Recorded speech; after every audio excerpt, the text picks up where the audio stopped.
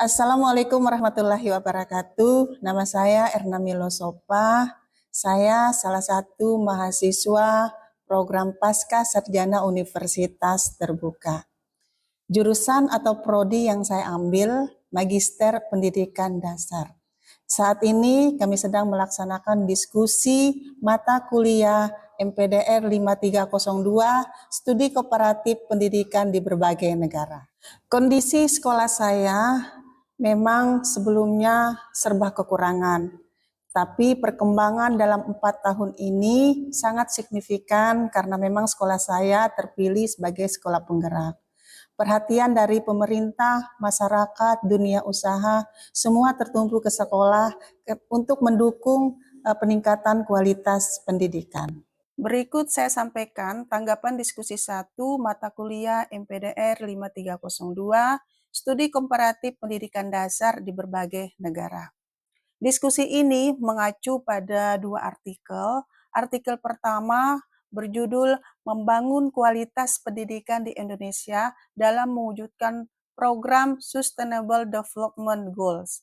Dan artikel kedua berjudul Analisis Dampak Pembangunan Infrastruktur Pendidikan terhadap peningkatan akses dan kualitas pendidikan anak-anak di wilayah pedesaan. Untuk pertanyaan 1, menurut Anda, apakah masalah pendidikan dan hasil penelitian dalam artikel tersebut juga terjadi di daerah atau lingkungan sekolah Anda? Jika iya, adakah persamaan dan perbedaannya? Dan jika tidak Anda rasakan, jelaskan alasannya. Kaitan dengan artikel pertama yang berjudul Membangun Kualitas Pendidikan di Indonesia dalam mewujudkan SDGs, menjelaskan bahwa pendidikan di Indonesia masih menghadapi berbagai masalah serius. Beberapa di antaranya, pertama keterbatasan sarana dan prasarana, kualitas guru yang belum merata, prestasi siswa yang masih rendah, dan kesenjangan antara sekolah di kota dengan sekolah di daerah terpencil. Kondisi tersebut pada dasarnya juga kami rasakan di SMP Negeri 2 Jerewe. Sebagai sekolah yang berada jauh dari pusat kota, perkembangan pendidikan di sini memang awalnya lambat, terutama saat masih berstatus sekolah satap. Jumlah guru terbatas, sarana pembelajaran kurang memadai, dan akses jalan yang sulit. Namun setelah adanya perhatian pemerintah melalui program sekolah penggerak, berbagai hambatan tersebut perlahan mulai teratasi. Adapun kaitan dengan artikel kedua, artikel ini menegaskan bahwa pembangunan infrastruktur pendidikan di pedesaan seperti perbaikan sarana prasarana, pembangunan sekolah baru, pelatihan guru, memberikan dampak yang besar. Hasilnya adalah akses pendidikan yang lebih mudah, berkurangnya hambatan geografis, meningkatnya kualitas pembelajaran, serta bertambahnya dukungan masyarakat lokal. Temuan dalam artikel ini sangat sesuai dengan kondisi SMP Negeri 2 Jerewe. Perbaikan jalan menuju sekolah membuat siswa lebih mudah datang tepat waktu. Sarana sekolah yang lebih lengkap membuat kegiatan belajar lebih efektif. Guru juga mendapatkan pembinaan sehingga mampu meningkatkan kualitas pembelajaran. Dan adanya dukungan masyarakat terhadap sekolah kami semakin kuat, terbukti dengan antusiasme orang tua dalam mendukung anak-anak mereka untuk bersekolah. Jika kita menelaah persamaan dan perbedaan, terbukti bahwa persamaan baik artikel pertama maupun artikel kedua sama-sama menggambarkan permasalahan dan solusi pendidikan yang juga dialami di SMP Negeri 2 Jerewe, seperti keterbatasan sarana, kualitas guru, akses pendidikan, dan pentingnya dukungan masyarakat. Sedangkan perbedaan, artikel pertama menyoroti masalah pendidikan Indonesia secara umum, sementara artikel kedua lebih menekankan pada dampak pembangunan infrastruktur di wilayah pedesaan. Di SMP Negeri 2 Cerewe, kedua gambaran tersebut dapat ditemui. Namun saat ini, sekolah kami sudah mengalami banyak perkembangan lebih baik berkat dukungan program pemerintah dan masyarakat.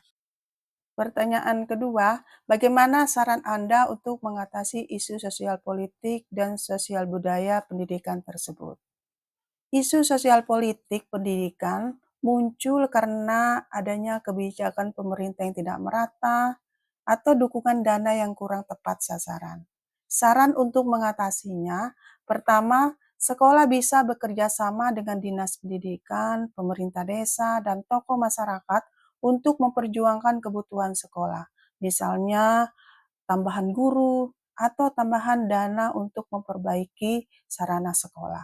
Kemudian yang kedua, semua program sekolah perlu disampaikan secara terbuka kepada masyarakat agar dukungan dan kepercayaan semakin kuat.